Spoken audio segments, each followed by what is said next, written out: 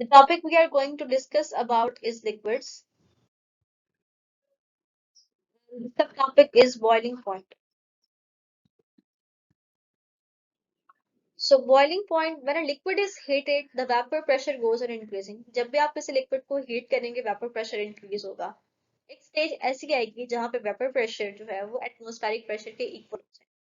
वो particular temperature जिसपे vapor pressure external atmospheric pressure के इक्विवेलेंट हो जाएगा उसे हम कहेंगे boiling point.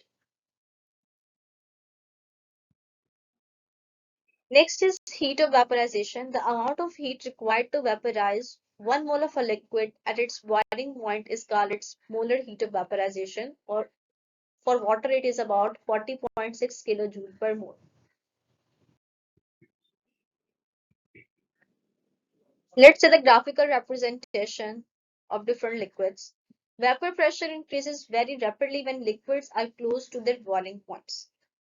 जैसे ही liquids अपने boiling points के close होते हैं, उनका जो वेपर प्रेशर है वो बहुत ज्यादा होना शुरू हो जाता है. सो वाटर का जो बॉइलिंग पॉइंट है that is about 100 degree Celsius. Ethyl alcohol जो है वो 78.3 डिग्री सेल्सियस पे बॉयल होता है, जबकि डाइथाइल ईथर जो है वो 34.6 डिग्री सेल्सियस पे बॉयल होता है. और इथाइलिन ग्लाइकोल जो है वो 100 से भी अबव जा रहा होता है. So it basically depends on the strength of intermolecular forces.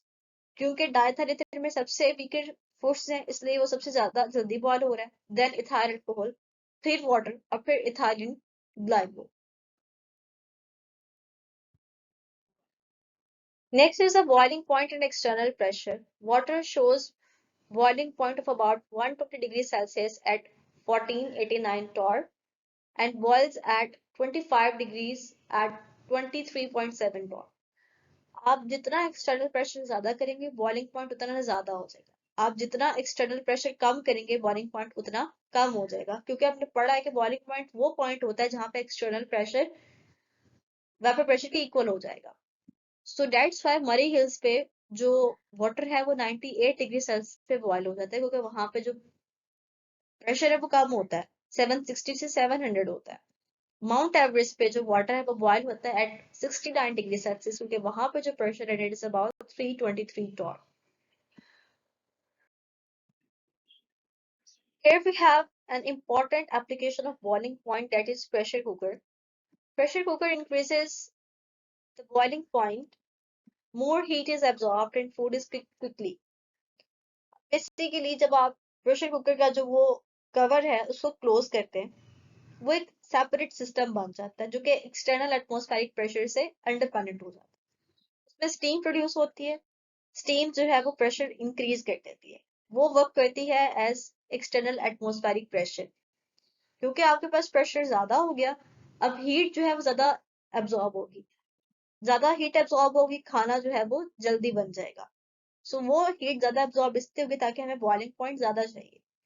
तो जिसकी वजह से जो खाना पहले बहुत घंटे में बनना था वो शायद अब आधे घंटे में या इन 20 मिनट्स वो इजीली कुक हो जाता है, क्योंकि हीट ज्यादा एब्जॉर्ब हो रही होती है. सो प्रेशर कुकर बेसिकली क्या करता है, वो वेपर प्रेशर को ज्यादा कर देता है. ठीक है, एक्सटर्नल एटमॉस्फेरिक प्रेशर को ज्यादा कर देगा, हीट ज्यादा एब्जॉर्ब होती है, खाना जल्दी बन जाता है. Next, we have vacuum distillation. Liquids can be made to boil at low temperature where they can be easily distilled off. This is called vacuum distillation. यानी किसी भी लिक्विड को लो टेम्परेचर पे बॉईल करना वैक्यूम डिस्टिलेशन कहलाता है. इसके advantages क्या है? लेस टाइम रिक्वायर्ड, जिसकी वजह से ये इकोनॉमिकल. इसके अलावा बहुत से कंपाउंड्स की जो डिकम्पोजिशन है उसको हम अवॉइड कर सकते हैं. लाइक ग्लिसरीन जो है वो 290 डिग्री सेल्सियस पे बॉईल होती है eight normal pressure it is about 760 torr. लेकिन मसला ये कि ये डिकम्पोज हो जाती है, इसलिए हम ग्लिसरीन को जो है वो 210 डिग्री सेल्सियस पे बॉईल करते हैं, उसका प्रेशर कम करके और उसको इजीली डिस्टिल कर लेते हैं.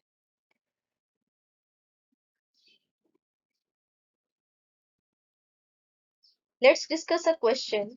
A pressure cooker reduces cooking time because large flame is used, boiling point of water rises, heat is uniformly distributed, vapor pressure of liquid decreases. Boiling point of water increase हो जाता है क्योंकि external pressure ज्यादा हो जाता है, heat absorb ज्यादा होती है, boiling point ज्यादा हो जाता है. So this was all about the boiling point. I hope you have understood it well and thank you so much.